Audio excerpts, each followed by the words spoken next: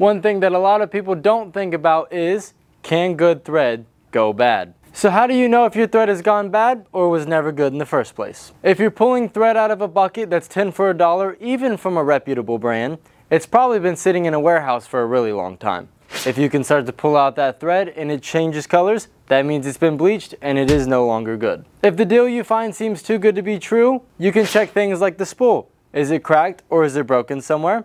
It's probably not good thread.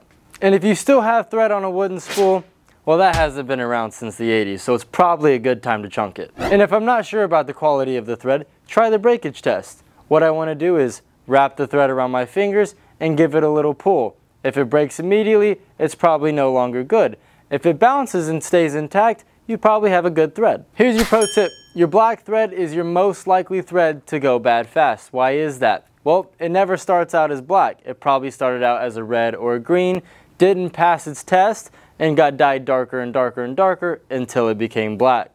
That amount of dye is going to weaken the thread. If this video helped at all, go ahead and hit that like button. And for more tips like this, subscribe. I'm Quentin from Sewing and Vacuum Warehouse. I hope this helped you today. I'll see you next week.